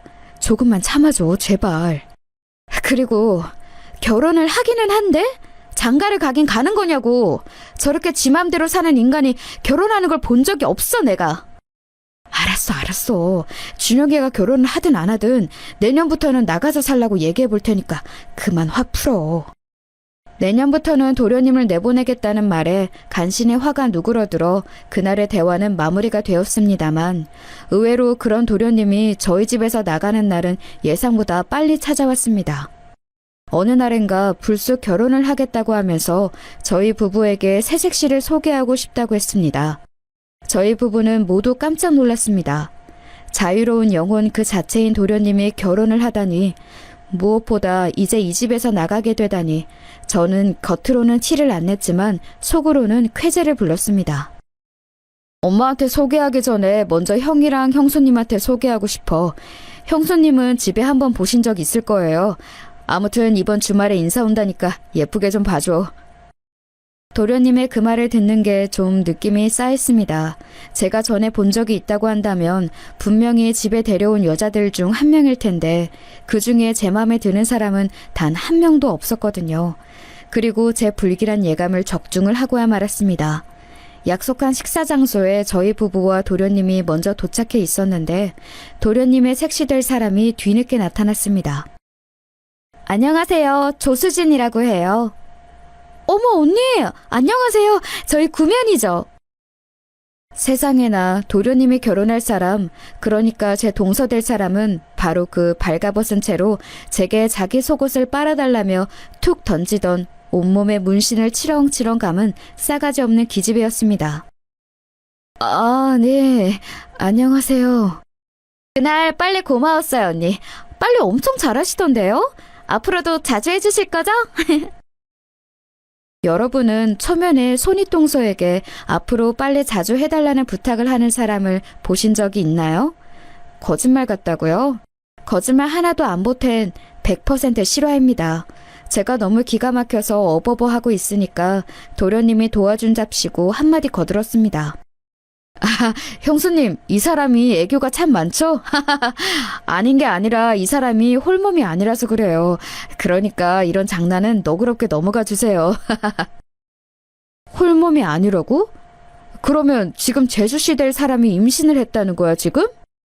응, 형. 내가 왜 결혼을 결심했겠어. 아기 아니었으면 나는 평생 결혼 안 했을 거야. 근데 운명이란 게 있나 봐. 이렇게 수진이가 내 아기를 임신하게 될 줄 누가 알았겠어. 내가 이제 아빠가 된다고, 형. 도련님은 싱글벙글 신나서 임신 사실을 얘기했습니다. 하지만 저는 도련님의 평소 행실과 동서될 사람의 안 좋은 첫인상 때문에 두 사람의 혼전 임신이 좋게만 보이지는 않았습니다. 하지만 어쨌거나 새로운 생명의 탄생이 예견되어 있었기에 두 사람의 결혼식은 급속도로 진행되었고 그렇게 얼마 지나지 않아 아기가 태어나게 되면서 형인 저희 부부보다 동생네 부부가 먼저 아이를 가지게 되었습니다. 그리고 그것은 결혼하고서도 아기를 오랫동안 가지지 못하는 제게 큰 자격지심으로 작용하게 되었습니다. 서두에 말씀드린 것처럼 시어머니의 잔소리와 동서의 비아냥거림을 동시에 견뎌야 했으니까요. 저는 무엇보다 제가 가장 싫어하는 부류의 인간이 제가 가장 갖고 싶은 것을 가지고 있다는 사실이 너무 괴로웠습니다. 가장 싫어하는 부류의 인간이란 예의라곤 찾아볼 수 없는 누가 봐도 결혼 전에 양아치처럼 살던 동서이고 가장 갖고 싶은 것은 다름 아닌 아기였습니다. 그렇게 갖고 싶었지만 저는 못 가진 아기를 제가 가장 싫어하는 인간이 가지고서 저렇게 으스대니 제 속이 남아날 리가 없었지요. 그런데 하늘이 저의 간절함을 알았는지 여러 번의 인공수정 시도 끝에 모든 것을 포기하고 있을 무렵 정기검진차 들렀던 산부인과에서 저는 놀라운 소식을 듣게 되었습니다. 축하드립니다. 임신이에요. 쌍둥이에요. 저는 안정을 취해야 한다는 선생님의 말에도 그 길로 거의 한달음에 집으로 달려와 남편에게 이 소식을 알렸습니다. 그게 정말이야? 여보 고생했어. 정말로 고생했어. 고마워. 문자 그대로 세상 모든 것을 다 가진 것 같았습니다. 게다가 하나도 아니고 쌍둥이라니. 저는 그렇게 40이 다 된 나이에 쌍둥이 엄마가 되었습니다. 무엇보다도 눈꼴씬 동서에 잘난 채도 더 이상 보지 않아도 돼서 좋았습니다. 어렵게 들어선 아기들인 만큼 저는 지극정성으로 10달을 보냈고 무사히 건강한 쌍둥이 왕자님을 출산했습니다. 그리고 정말 신기하게 아이들이 태어나자마자 신기하게 남편의 사업은 크게 성공 가도를 달리면서 번창하기 시작했습니다. 사세는 점점 확장해서 해외에까지 진출했고 남편은 이참에 본격적으로 해외에서 사업을 시작해보겠다며 저희를 모두 데리고 싱가포르로 이주를 했습니다. 듣기 싫은 시어머니 잔소리와 보기 싫은 동서를 안 보고 살아도 되니 금상첨화였습니다. 거기서 아이들이 초등학교 졸업할 때까지 살았는데 그때가 저희 가족의 황금기가 아니었나 싶습니다. 지금도 가끔은 남편과 함께 아이들을 데리고 싱가포르에서 살았던 그 시절이 너무너무 그립습니다. 영원토록 거기 살면서 호의호식하면서 살았다면 참 좋았을 텐데 안타깝게도 아이들이 초등학교를 졸업할 무렵 남편의 사업은 급격히 기울기 시작했습니다. 우후죽순으로 생겨난 경제업체들이 발빠르게 시장을 장악해 나갔고 남편은 그 와중에 무리하게 사업을 확장하던 것이 잘못되어 큰 빚을 떠안고 싱가포르에서의 사업을 정리해야 했습니다. 그렇게 귀국한 한국은 저희가 떠날 때와는 많이 달랐습니다. 눈부시게 발전을 했지만 그 안에 큰 빈부격차가 있었고 떠날 때 부의 정점에 서 있던 저희는 돌아왔을 때는 그 큰 빈부격차 속에서 이번에는 빈의 정점에 선 채 살아야 했습니다. 남편은 결국 파산 신청을 했고 신용카드 하나 제대로 못 만드는 신세가 되었습니다. 곧 중학교에 들어갈 아이들을 위해 새벽이면 인력시장에 나가서 막노동을 했습니다. 저도 결혼 전에 하던 일을 다시 하려고 알아보았으나 오랫동안 경력이 단절되어서 써주는 곳이 없었습니다. 급기야는 친언니가 하는 식당에 나가 일을 도와주며 근근히 생활비를 받아서 썼습니다. 무엇보다 아이들이 급격히 달라진 환경에 적응을 힘들어했습니다. 싱가포르에 있을 때는 넓은 집에 늘 기사 아저씨가 어딜 가도 차로 태워다 주던 환경에서 방 하나 딸린 좁은 집에서 내 식구가 살면서 가파르게 언덕진 골목길을 매일 걸어서 왔다 갔다 해야 했으니까요. 아이들이 딱 사춘기가 될 예민한 나이에 그런 환경을 제공해 줄 수밖에 없는 상황이 너무 미안했습니다. 아이들 교복 사줄 돈과 새로운 책가방 사줄 돈 정도가 수중에 있다는 사실에 감지덕지할 정도였습니다. 저희의 가정 상황이 이렇게 안 좋게 돌아갈 때쯤 동선에는 마치 약 올리기라도 하듯이 일이 더 잘 풀리기 시작했습니다. 서방님은 결혼과 동시에 댄서 일을 은퇴하고 댄스 입시학원을 차렸는데 학생들을 좋은 대학에 몇 번 보내더니 점점 입소문이 나서 학원은 점점 커졌고 그 이후 방송을 몇 번 타더니 이전과는 상상할 수 없을 정도로 규모가 커지고 중국에까지 진출을 해서 학원 법인까지 설립을 하게 되었습니다. 동서는 사모님 소리 들으면서 떵떵거리면서 살게 됐고요. 왜 약올리기라도 하듯이라는 표현을 썼냐면 동서의 기고만장이 하늘을 찌르기 시작했거든요. 그때는 저희 가족이 싱가포르에서 귀국하고 사태를 겨우 수습한 뒤 처음 맞는 설 명절이었습니다. 그동안 저희가 해외에서 사느라 온 시댁 식구가 모이는 것은 10몇 년 만에 처음 모이는 자리였습니다. 아이들도 거의 처음으로 할머니와 작은아버지, 작은어머니를 만나는 자리였죠. 저도 조카 준영이는 아기 때 잠깐 보고 이번에 처음 보는 것이었는데 중학교 3학년이 되는 조카 준영이는 서방님과는 다르게 큰 덩치와 험상궂은 인상에 풍채 좋은 학생으로 자라 있었습니다. 오랜만에 마주한 서방님네 가족과 어색한 인사를 나누는데 시어머니가 들어오시면서 한 말씀 하셨습니다. 돈 번다고 해외 나가서 코빼기도 안 비추더니 결국에는 쫄딱 망해서 이렇게 초라하게 돌아온 게냐? 그러게 사람이 분수에 맞게 살아야지 왜 그런 욕심을 부려가지고는. 항상 직설적으로 말씀을 기분 나쁘게 하시는 시어머니를 그동안 안 보고 살아서 좋았는데 시어머니 말대로 쫄딱 망해 돌아와서 시어머니의 기분 나쁜 독설까지 들어야 하니 정말 짜증이 났습니다.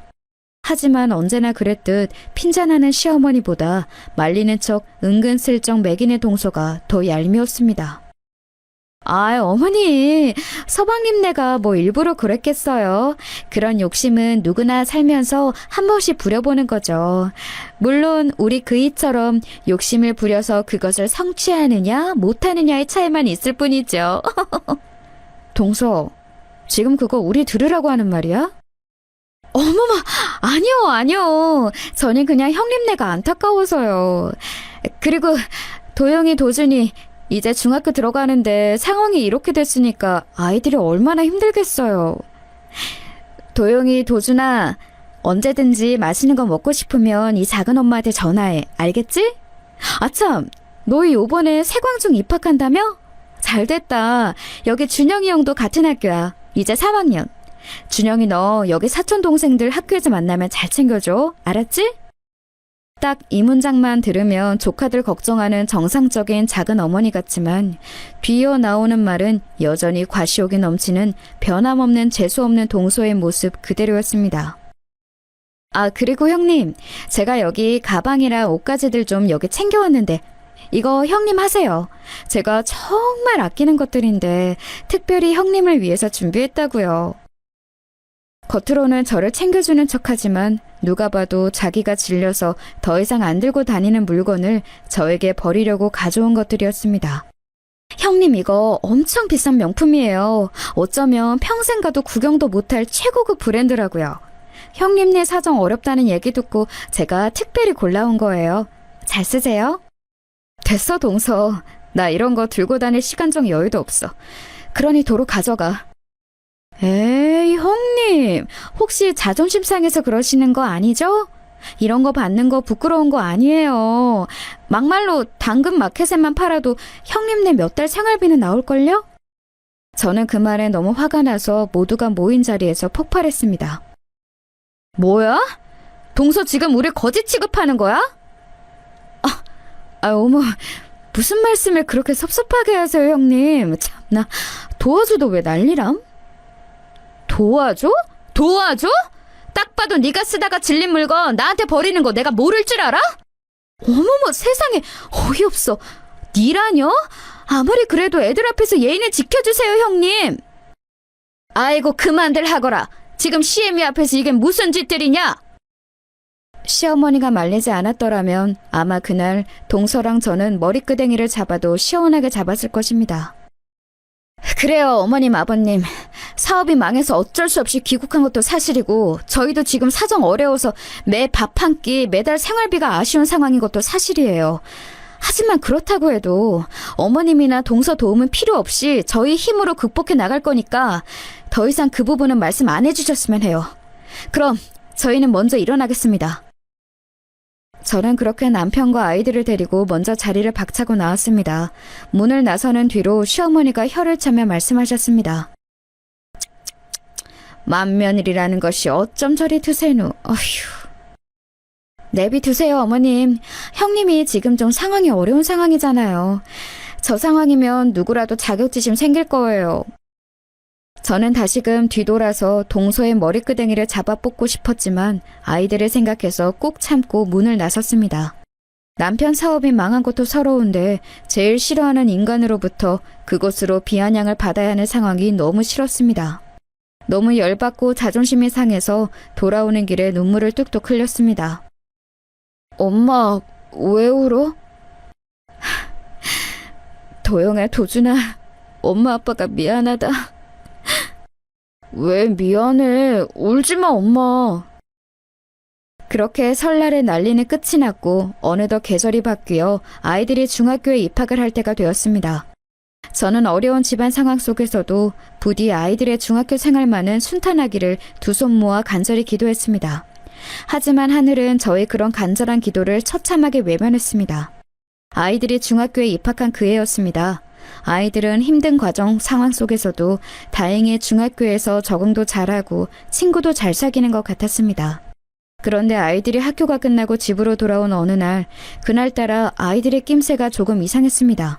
쌍둥이 두 녀석이 똑같은 얼굴, 똑같은 표정으로 울상이 되어 있었습니다.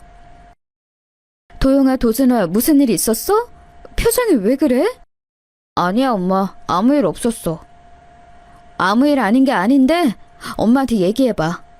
아무것도 아니라니까. 쌍둥이들이 한 입을 모아 아무것도 아니라며 신경질을 내고선 방으로 들어가 버리는데 아무래도 느낌이 조금 이상했습니다. 도영, 도준, 얼른 나와서 씻어. 우리 오늘 안 씻을 거야. 왜 또 쓸데없는 고집이야. 오늘 날 더우니까 빨리 나와서 씻어. 안 씻는다니까. 아휴, 이놈 새끼들 요새 말을 왜 이렇게 안 듣는지. 얼른들 안 나와? 저는 억지로라도 아이들을 끌고 화장실로 가서 씻기려고 방문을 강제로 열었습니다. 그런데 그때 두 녀석이 교복 셔츠를 벗고 있다가 제가 들어서니까 화들짝 팔뚝을 가리는 게 아니겠어요? 뭐야 너네? 뭔데 가려? 이리 와봐. 아무것도 아니야. 얼른 이리 안 와? 저는 아이들이 가린 팔뚝을 억지로 내보이게 했는데 거기에는 콩알만한 크기의 화상 자국이 있었습니다. 두 아이 다 똑같은 팔뚝 위치예요. 어머나, 너네 이거 왜 이래? 그냥 과학실에서 우리끼리 장난치다가 화상 입었어. 엄마한테 혼날까봐 일부러 얘기 안 한 거야. 아이고, 내가 못 산다.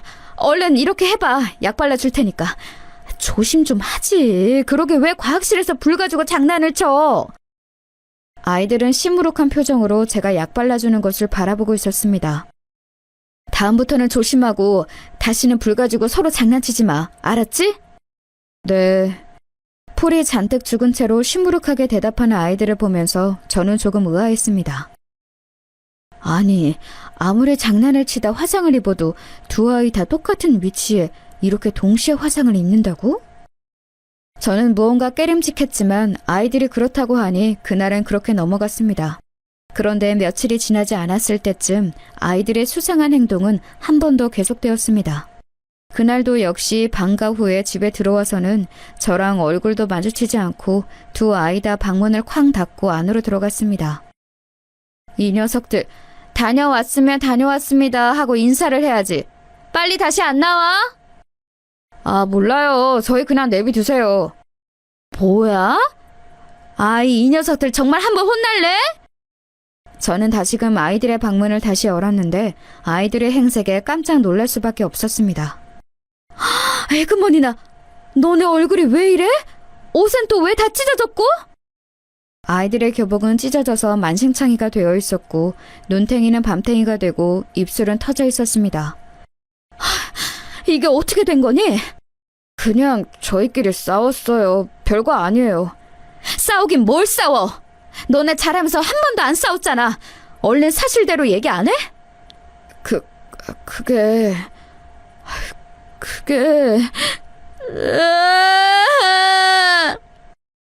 제가 계속 추궁하자 아이들은 끝내 울음을 터뜨렸습니다.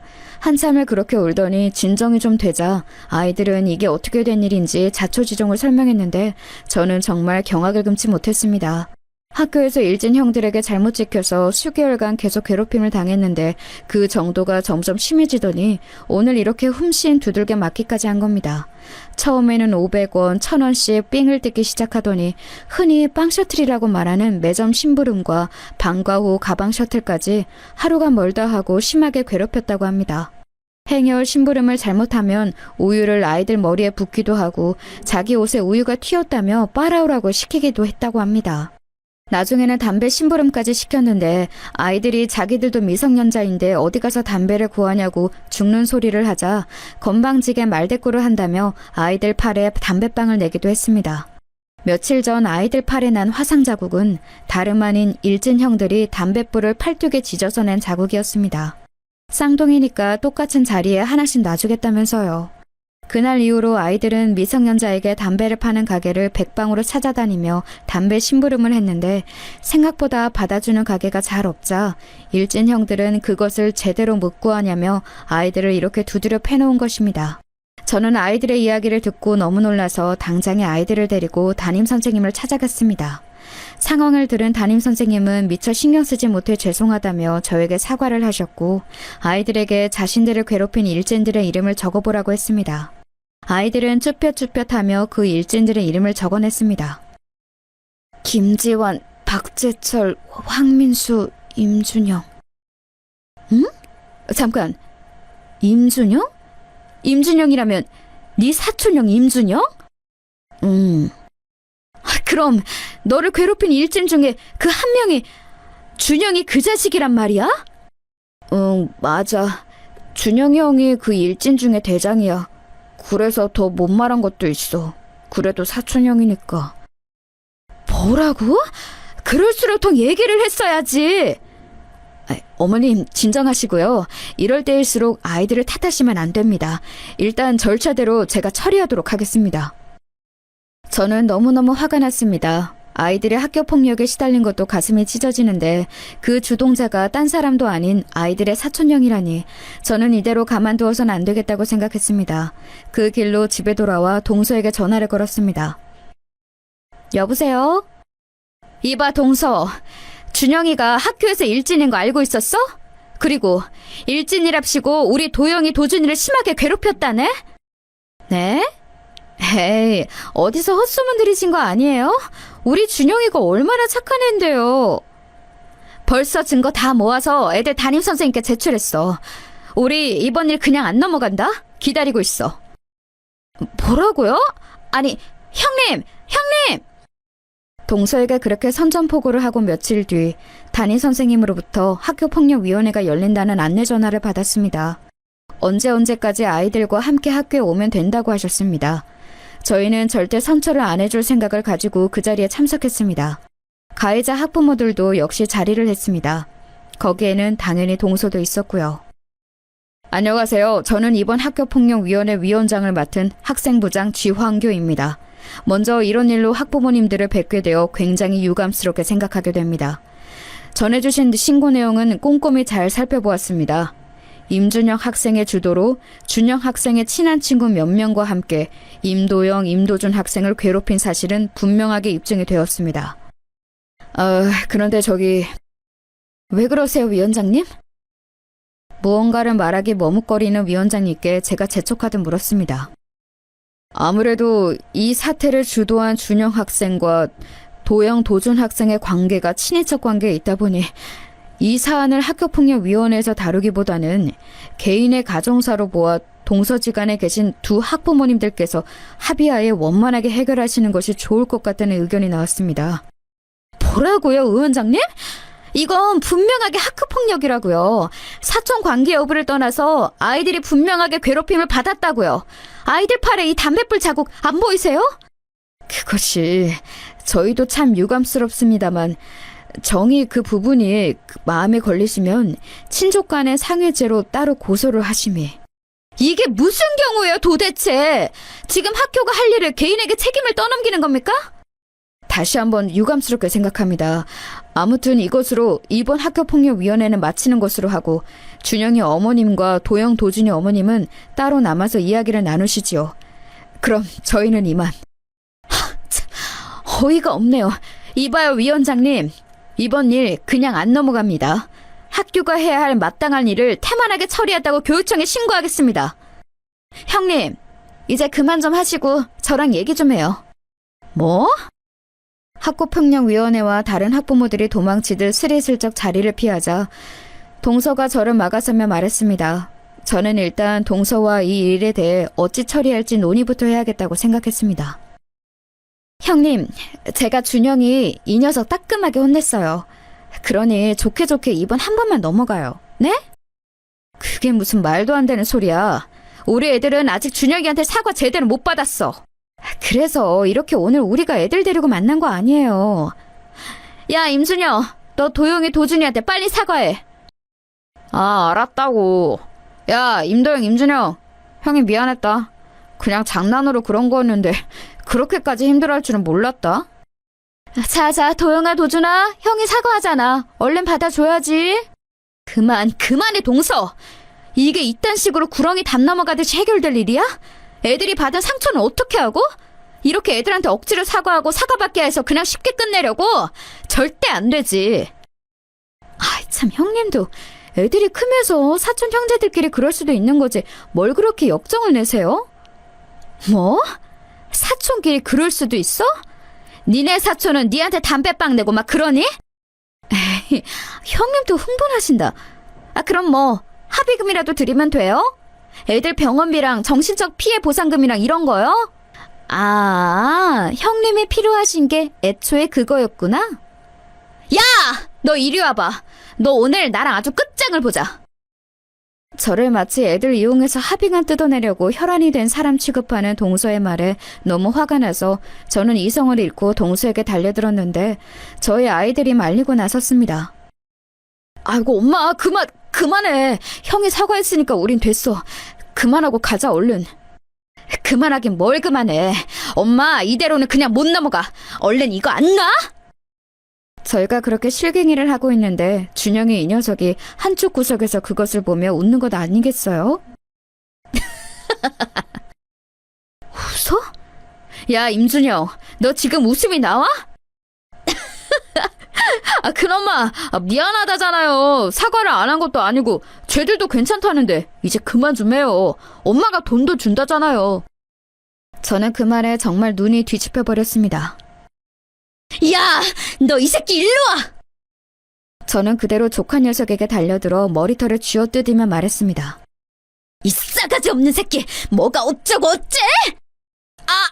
아이고, 큰엄마가 조카 잡네! 아이고, 엄마! 동네 사람들! 조카 녀석은 제게 머리털이 붙잡힌 채로 뻔뻔하게 연기하면서 피해자인 척을 했습니다. 아이들과 동서가 달려들어 저를 가까스로 그 녀석에게서 떼어놓았습니다. 밖에서 대기하던 학폭위원회 위원들과 학부모들이 그 난리가 나자 다시 교실로 들어와 그 광경을 보면서 놀랐습니다. 제 손에는 한 움큼 뽑힌 조카 녀석의 머리카락이 들려 있었습니다. 조카 녀석은 더더욱 크게 연기를 하며 소리를 질렀습니다. 선생님! 저 아줌마가 저 때렸어요! 저 보세요! 머리털이 이만큼 뽑혔어요! 제가 널브러진 채로 씩씩거리고 있자 위원장 선생님이 다가와서 한쪽으로 저를 부르며 말했습니다. 저 어머님, 이러시면 문제가 더 커집니다. 오히려 준영 학생 측에서 폭행죄로 걸고 넘어질 수도 있어요. 그 얘기를 듣는데 아차 싶었습니다. 제가 제 화를 못 이겨 저쪽에서 유리한 빌미를 제공했구나 생각이 들었습니다. 자자자, 아이들도 서로 사과를 했다고 하니 오늘 위원회는 이렇게 마무리 짓는 걸로 하시죠. 위원장 선생님이 얼른 사태를 수습했고 그날 위원회는 그렇게 찝찝한 채로 끝이 났습니다. 당연히 동서와 제 사이는 그 이후로 더욱 원수가 됐고요. 저는 너무 화가 났습니다. 아이들이 그런 큰일을 당했는데 아이들을 위해서 아무 일도 해줄 수 없을 뿐더러 제 실수로 조카 녀석을 처벌할 기회도 날려버렸으니까요. 그렇게 아이들은 학교폭력에 대한 상처를 제대로 수습하지도 못한 채 사건은 일단락되었습니다. 저는 혹시나 조카가 아이들에게 다시금 해코지를 할까봐 불안한 마음에 아이들을 다른 학교로 전학을 시켰습니다. 그렇게 몇 달이 지나고 추석이 다가왔습니다. 저희 간에 있었던 일을 전해들은 시어머니는 저와 동서가 화해를 했으면 하신다면서 저희를 명절을 빈매로 한자리로 모이게 했습니다. 게다가 이번 추석 당일은 제 생일과 겹쳤기에 웬일로 시어머니가 제 생일도 함께 챙길 겸 꼭 오라고 하셨습니다. 저는 그 자리에 가기가 죽기보다 싫었지만 제가 아이들을 위해서 사태 수습을 제대로 못한 책임도 있고 남편과 서방님의 관계도 생각해서 이번 한 번만 숙이고 가기로 했습니다. 그렇게 다가온 명절이자 제 생일날 지난번 학폭위원회 이후로 찝찝함을 서로가 아는 채로 함께한 그 자리에서 저희는 서로 어색한 인사를 나누었습니다. 오셨어요, 형님? 그날 이후로는 처음이네요. 저는 형님이 당연히 이 자리에 안 올 줄 알았어요. 나도 어머님 얼굴 봐서 나온 거니까 괜히 긁지 마. 나 아직 동서에 대한 화 안 풀렸어. 아이고, 그건 저도 마찬가지네요. 그날 준영이 머리털 다 뽑혀가지고 며칠간 얼마나 고생했는지 아세요? 그래, 준영아. 큰엄마가 그날은 미안했다. 학교는 잘 다니니? 도영이, 도준이는 전학 가서 잘 살고 있다. 그럼요. 학교 애들 신나죠. 그래? 신나? 신나겠지. 그땐 아무런 처벌도 안 받고 그냥 넘어갔으니까 신나야 말이 되지. 아니, 형님. 왜 애를 보자마자 시비 거세요? 아이고, 그만! 내가 이러자고 너희 부른 줄 아니? 저와 동서의 묘한 신경전을 시어머니가 제지하고 나서셨습니다. 이제 그만하고 큰애미는 얼른 저녁 준비하거라. 밥 먹으면서 대화를 좀 해보자꾸나. 네, 어머님. 저는 다시 한번 남편과 서방님 그리고 아이들의 면을 생각해서 꼭 참기로 하고 저녁을 준비했습니다. 그날은 추석 당일이기도 하면서 제 생일이기도 해서 저는 큰맘 먹고 준비해온 한우 세트를 꺼내서 굽기 시작했습니다. 아니, 애미야, 이게 웬 소고기냐? 네, 어머님. 오늘이 제 생일이잖아요. 제가 큰맘 먹고 쏘는 거니까 마음껏 드세요. 제가 어머님과 얘기하고 있는데 동서가 껴들면서 얘기했습니다. 어머, 형님이 웬일로 소고기를 다 준비하셨대요? 동서 좋으라고 준비한 거 아니니까 그냥 잠자코 먹어. 하긴 미안하기도 하시겠죠? 자라나는 애 머리를 다 쥐어뜯어 놓았으니 그럼 이건 뭐 일종의 합의금인 셈인가요? 저는 옆에서 비아냥거리는 동서의 말에 이성의 끈이 끊길랑 말랑하게 직전까지 갔습니다. 뭐? 동서 지금 뭐라 그랬어?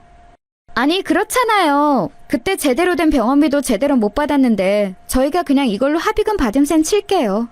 안 그래도 형편도 어려우실 텐데 이 정도로 퉁치죠. 야, 너 진짜 죽고 싶어? 합의금? 합의금은 받아도 내가 받아야지. 내 새끼 때문에 우리 애들 가슴은 갈기갈기 찢어졌는데. 그게 왜 우리 준영이 때문이에요? 우리 애가 분명히 사과했잖아요. 진짜 웃기네. 아, 됐어요. 안 먹으면 그만이지 뭐. 애초에 우린 이딴 싸구려 고기는 안 먹어요. 아니, 그리고 소고기는 드실 줄이나 아세요? 돼지고기도 제대로 구경 못 해봤을 것 같은 양반이? 저는 그 말에 모든 이성의 끈을 놓고 동서의 귀싸대기를 올려붙였습니다. 이게 지금 무슨 짓이에요, 형님? 그래, 나 소고기 먹을 줄도 알고 너도 좁힐 줄 알아. 더 맞아봐라, 이년아! 저는 연신 동서의 싸대기를 올려붙이며 홀씬 두들겨 팼습니다.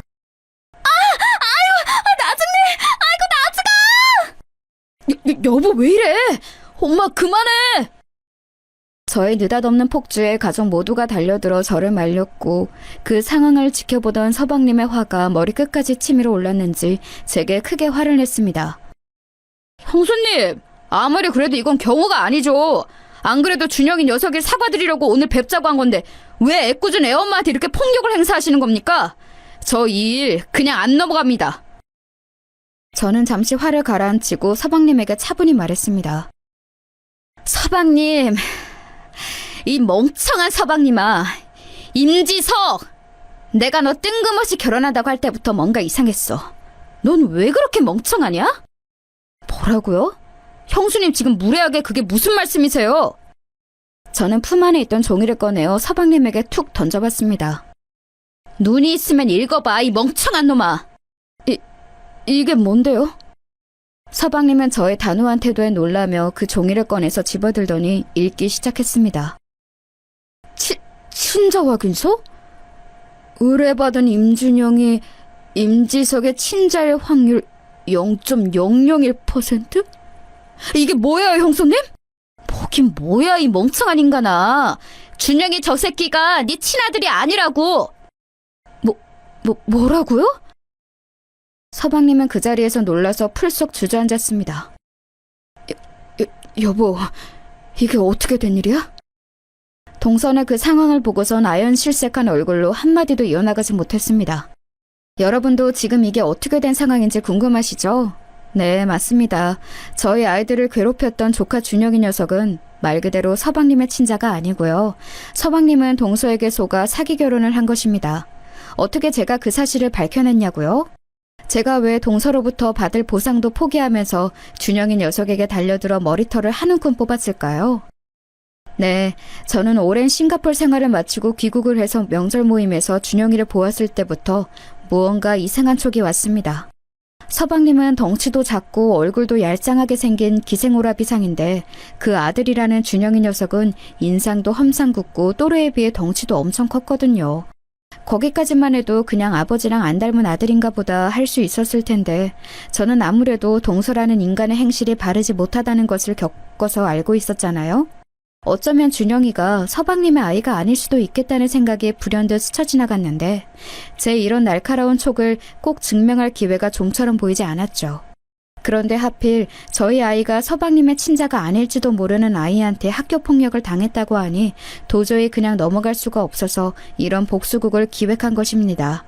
몇 푼 안 되는 합의금 받고 아이들을 억지로 화해시키는 것보다 동서를 완전 나락으로 보내버리는 게 더 효과적이겠다고 판단을 한 것이지요. 준영이의 머리카락은 그렇게 구했고 서방님의 DNA를 구하는 것은 일도 아니었습니다.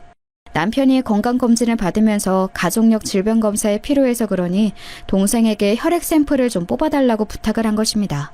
말도 안 되는 뻔한 거짓말이었지만 서방님은 형의 부탁이니까 별 의심하지 않고 그렇게 피를 몇 방울 뽑아주었고 제가 그것을 모아 친자 확인을 의뢰했던 것입니다. 남편도 자신의 동생을 위한 일이니 저의 이런 계획에 적극 동참했지요.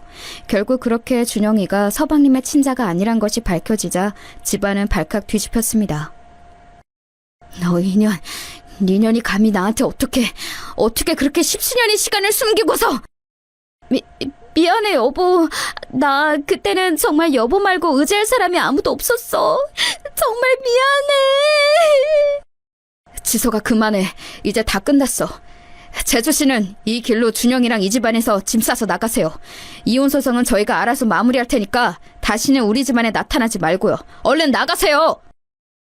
남편은 동서와 준영이를 등 떠밀어 내쫓았고 서방님은 그렇게 망연자실 주저앉아 한참을 울었습니다. 아이들에게 이런 막장 드라마를 실시간으로 보여주어 마음이 편치는 않았지만 그래도 못된 사람들이 통쾌하게 벌을 받는 모습을 꼭 보여주고 싶었습니다. 차후 동서 앞으로 진행될 사기 결혼과 피해 보상에 대한 소송 결과가 또 한 번 아이들에게 정의를 보여주겠죠. 그렇게 첫 만남부터 꼴보기 싫었던 인간말종 동서에 대한 복수극은 잘 마무리가 되었습니다. 나중에 재판에서 밝혀진 내용인데 동서는 준영의 친부가 누구인지도 기억도 안 난다고 합니다. 누구 애인지도 모르는 채로 작정하고 서방님 아이인 것처럼 속여서 결혼한 것이 입증되어 사기죄로 무거운 형사처벌을 받고 피해보상금 또한 막대하게 물어주게 되었다고 합니다. 정말 인간의 탈을 쓰고 어떻게 그런 일을 벌일 수 있는지 모르겠습니다. 어쨌거나 눈엣 가시 같던 동서가 큰 벌을 받고 저희 집안에서 내쳐졌으니 알토니가 쑥 빠진 기분입니다. 다행히 아이들도 그 이후에 전학간 학교에서 잘 적응을 해서 잘 다니고 있고 남편이 새로 시작한 사업도 조금씩 손익분기점과 가까워지고 있습니다. 남편 말로는 이대로만 가면 어쩌면 예전에 먹고 살기 넉넉했던 때로 다시 돌아갈 수도 있다고 합니다. 저는 다른 것 안 바라고 그저 앞으로는 저희 집안에 평화로운 일만 가득했으면 좋겠습니다. 제가 준비한 사연은 여기까지입니다. 감사합니다.